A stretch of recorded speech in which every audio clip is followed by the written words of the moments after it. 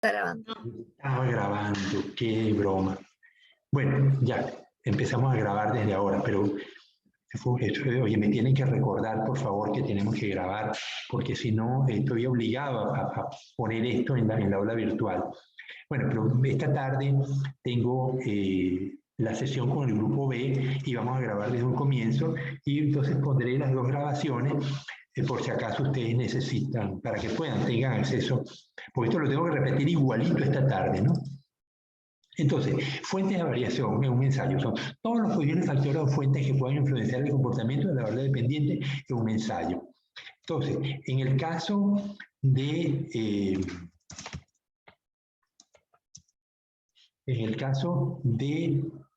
el ensayo con hormonas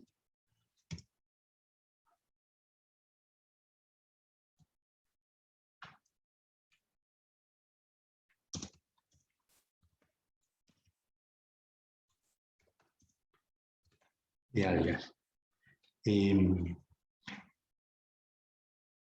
¿Cuáles son los factores que pueden influenciar el crecimiento de la radícula?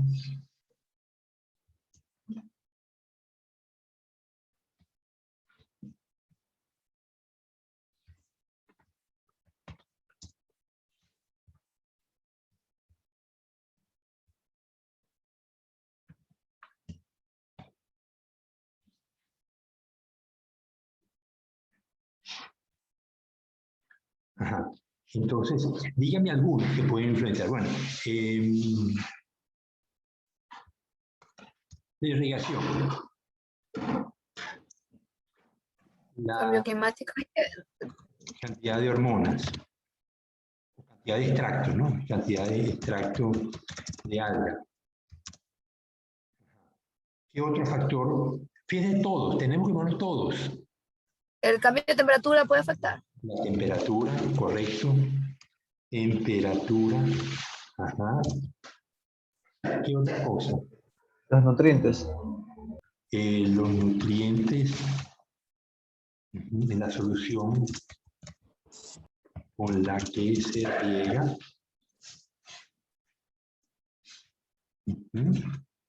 Otro. La salinidad. La salinidad. Debería ponerlos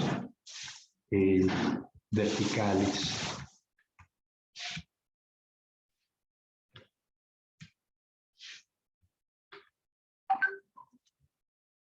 La salinidad. ¿Hay algún otro? El pH con el que se pH. riega. pH, ajá. ¿La luz se influenciará? Creo que sí, porque hay plantas que deben estar a poca luz y hay otras que... Claro, pero el problema es que aquí estamos hablando de raíces, crecimiento de raíces, todavía no hay hojas. Pero por si acaso, crecimiento de la radícula. uno Sí. pone la luz. No debería haber efecto de la luz porque las raíces no suelen fotosintetizar. Una de las diferencias cuando me preguntan, ¿la papa es un tallo o es una raíz? ¿Por qué se dice que la papa es un tallo?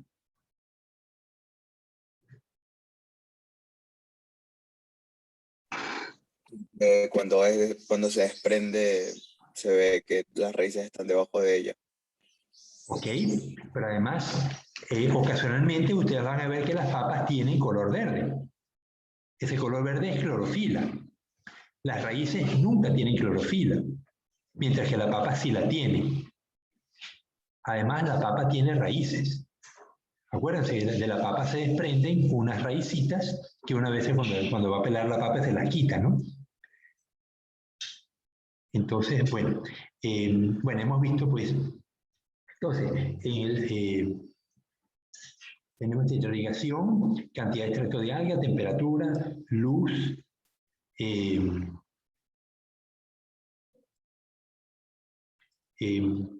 a veces sustrato.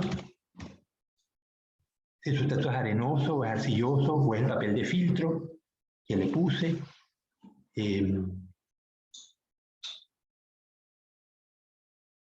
la salinidad. Ajá, la salinidad. Bueno, no se me ocurre ninguna otra, ¿no? Pero entonces, ¿qué debemos hacer cuando tenemos tantas fuentes de variación? Y yo lo que quiero medir es esta. La cantidad de extracto de alga es la única que yo quiero medir. Entonces, de alguna manera, tengo que controlar todas las demás. Y para eso, entonces, si los pongo todas juntas en el mismo recipiente, en el mismo escaparate, voy a tener que la temperatura va a ser la misma. Es muy probable que la luz también sea la misma en todas. Pero entonces no pongo las cápsulas una encima de otra, sino que las dejo en una al lado de la otra. De tal manera que si la luz influye a todas por igual. La irrigación, yo tengo que colocar la misma cantidad de líquido en todas las cápsulas todos los días. La temperatura ya vimos que la controlamos, los nutrientes en la solución con la que se riega. Yo puedo preparar una solución de Hoagland y la variación que le voy a agregar a la solución es la cantidad de extracto de algas, ¿no? Entonces, el control no va a tener extracto de algas y los otros dos tratamientos, 3, van a ser 1 con 0,5, 1 o 3% del extracto de algas. La salinidad, bueno, ahí sí es más complicado. Yo debo tener que la concentración de sales en las soluciones sea la misma. Yo lo pudiera controlar más que como salinidad, lo puedo llamar presión osmótica. Porque, por ejemplo, cuando yo agrego extracto del alga, ahí va a haber fluoruro de sodio, porque el alga es una alga marina. Entonces, ¿cómo puedo controlar yo la presión osmótica y igualarla? Puedo colocar sal en la solución de nutrientes con la que se riega, o puedo colocar azúcar. De esa manera, el problema es que si coloco sal, sería igualar la presión osmótica usando sustancias que no pueden ser metabolizadas. Pero si coloco azúcar, el azúcar es un metabolito que puede ser usado en el crecimiento. Entonces, a lo mejor el azúcar me afecta el crecimiento y va a crecer más la solución que tenga más azúcar y no tiene nada que ver con el extracto del alga. Por eso no me conviene usar azúcar, sino controlar la presión osmótica, hacer que todas las soluciones con las cuales estoy regando tengan la misma presión osmótica. Y eso lo mido con un instrumento, ¿no? Y las igualo usando, pues, soluciones salinas. El pH igual, yo le puedo colocar soluciones buffer para que el pH en todas las soluciones sea el mismo. Como son sales, lo que estoy agregando es muy probable que el pH no se altere y ya de entrada el pH sea semejante o con muy poca variabilidad. La luz ya vimos que como la controlamos, el sustrato es el mismo porque son papel de filtro en todos los elementos, o es arena o es arcilla, lo importante es que sea el mismo en todos los tratamientos. Entonces, de esa manera hemos visto que las fuentes de variación las evaluamos en la medida que nuestro conocimiento nos permite, pero a veces no conocemos algo. Por ejemplo, la hora del día a la hora que el ensayo se hace o se inicia. Eso es importante. La posición con respecto al eje terrestre, la posición de la cápsula con respecto a las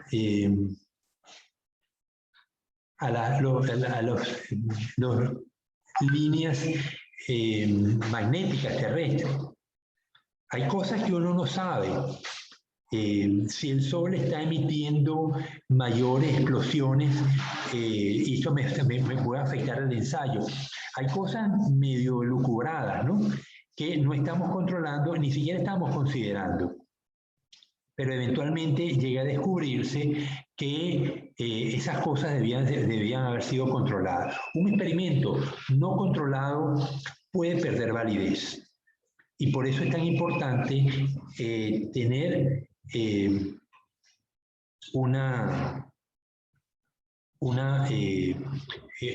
una idea de cuáles son todas las posibles fuentes de variación de un ensayo para controlarlas en la medida de nuestro conocimiento.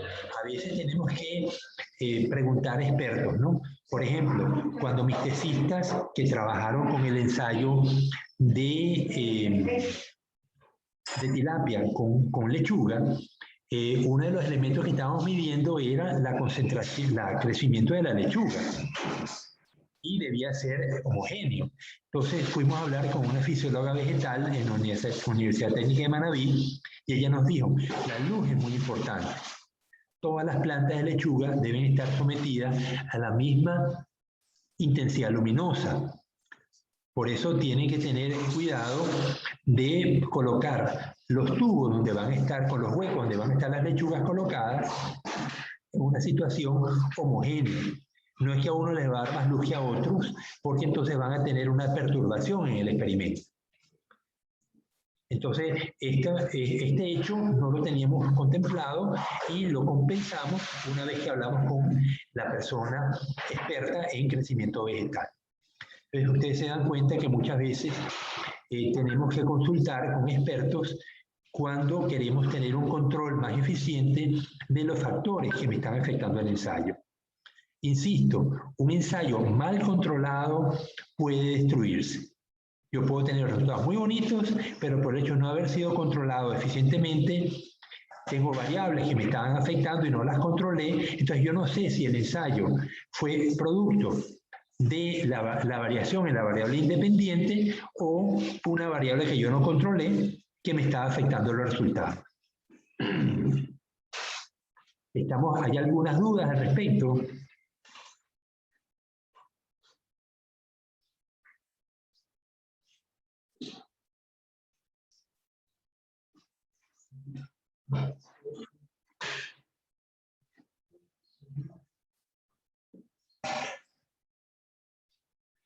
Ok, entonces, en este ejercicio hemos visto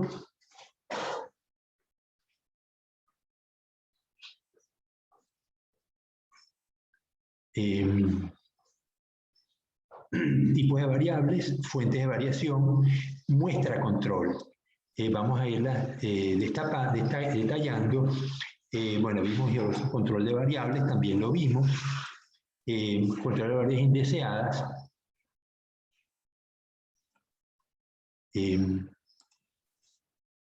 Ahora, ¿por qué es tan importante la muestra control?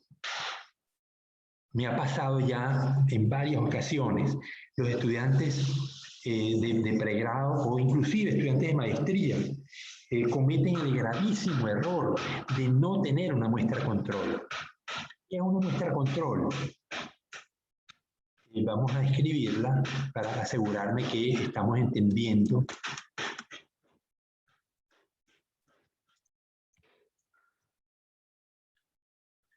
Entonces, ¿cómo podemos definirla? ¿Alguien se anima a definirla?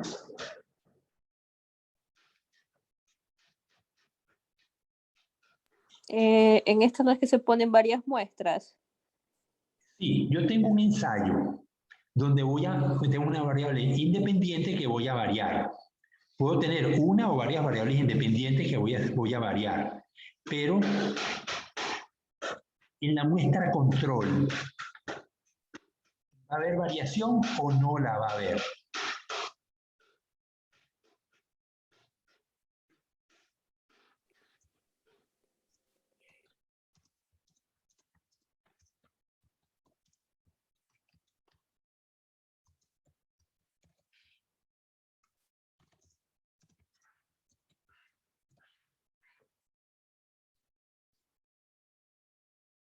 Sí puede haber variación, o sea, yo siento que la variación es algo que no puede ser controlado al 100%. Ya, pero yo tengo un conjunto de muestras con sus réplicas, donde voy a aplicar un ensayo. Tengo una o varias variables independientes, pongamos que es una sola, como la del fósforo, o la de las hormonas de algas. Yo voy a variar esa variable, voy a aumentar la concentración de hormonas, pero en la muestra control no va a haber variación. La variable independiente no va a variar. Entonces, es aquella muestra en la que las variables independientes controladas por el investigador no van a variar. Es decir, anulo el efecto de la variable independiente.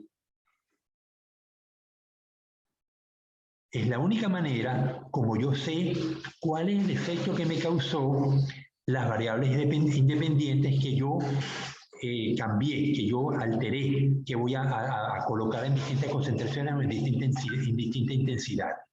Biólogo, una pregunta. ¿Sí me escucha? Sí, te escucho. Ya, entonces en la muestra de control, por ejemplo, si usted está poniendo hormonas para el crecimiento de algas, en las réplicas sí se va a poner esas hormonas, pero en el control no se van a poner. Correcto. Gracias. Entonces, ya me pasó... Solamente para hacer una comparación, ¿verdad? Bueno, claro, porque es que vamos, en los experimentos de una variable de control, uno va a comparar las variables experimentales contra el control. Porque si no hay efecto, si no hay diferencia entre el control y la variable experimental, significa que la variable independiente no tuvo efecto. Que es muy importante, ¿no? Pues yo planteo una hipótesis de que a tal variable me está afectando el fenómeno. Pero si el control y el experimento me dan el mismo resultado, significa que la variable que yo varié no tuvo efecto. Y eso es muy importante.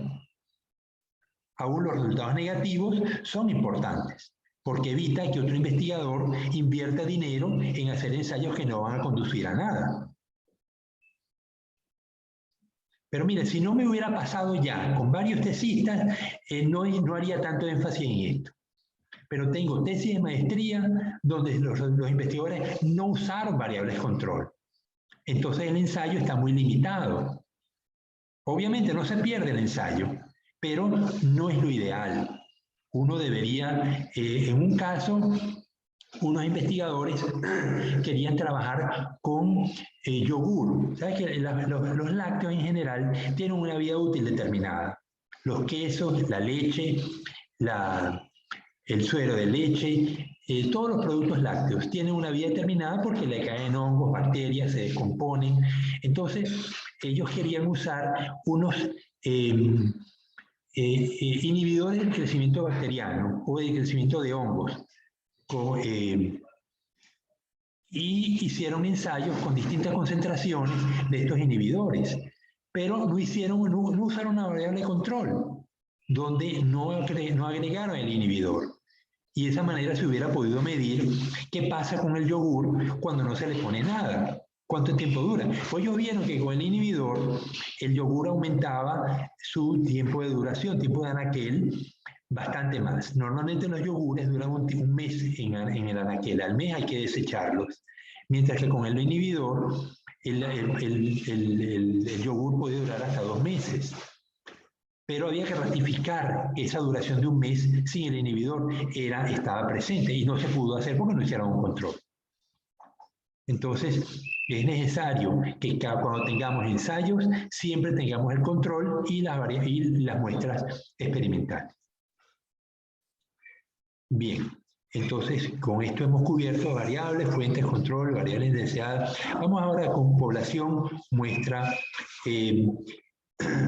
Cuando yo tengo, me quedan 7 minutos, vamos a ver si en esos 7 minutos podemos hacer algo. Una población.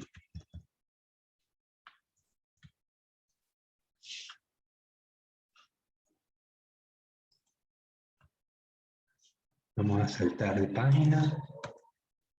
Entonces, la población es el conjunto de objetos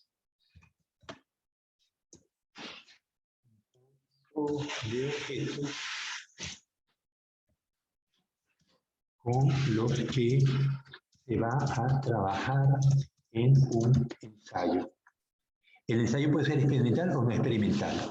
En el caso de el caso que les referí de la tercera matrícula, ¿la población cuál era?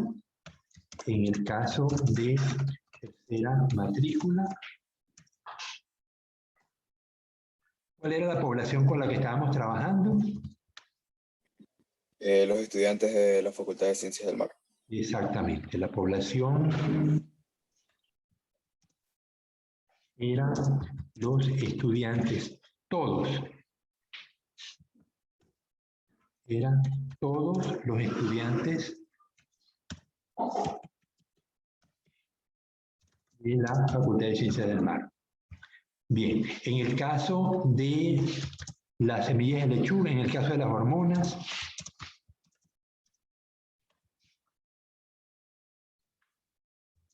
la población era actual. Las semillas de lechuga.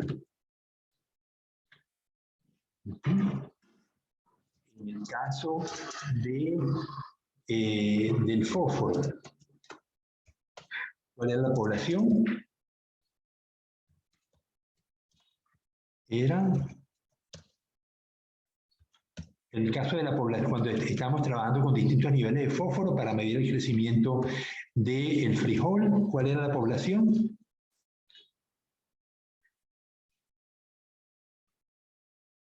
No se me queden en tonterías, ¿eh?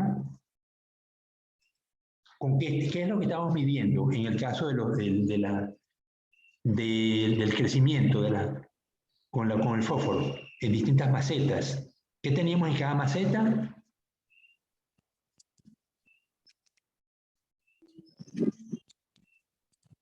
Teníamos una planta de frijol. Claro, eran las plantas de frijol. Entonces,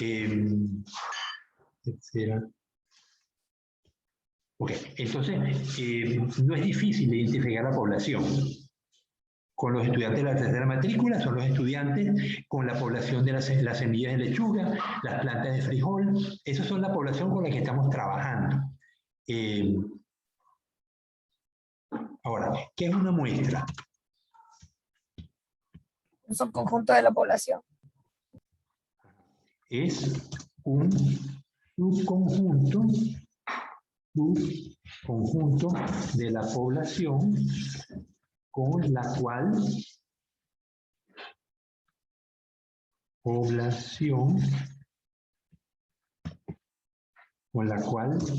trabajamos en un ensayo.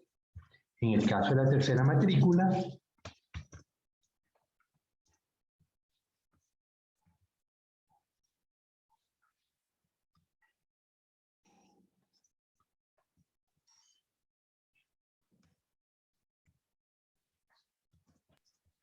las muestras fueron, ¿cuáles eran las muestras? A ver, teníamos dos Los subconjuntos. estudiantes que estaban haciendo tercera matrícula.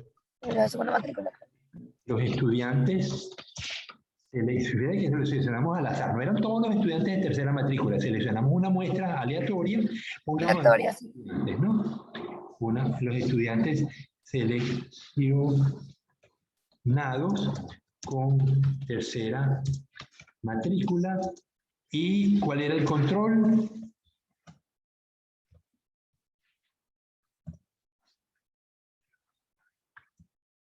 Estudiantes seleccionados con tercera matrícula y el control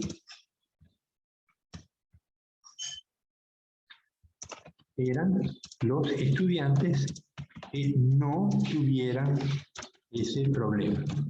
Entonces, tenemos dos muestras seleccionadas al azar de la población de estudiantes de la facultad, donde unos tenían tercera matrícula y otros no tenían tercera matrícula, y le hacíamos la encuesta a cada grupo y de ahí sacamos las conclusiones.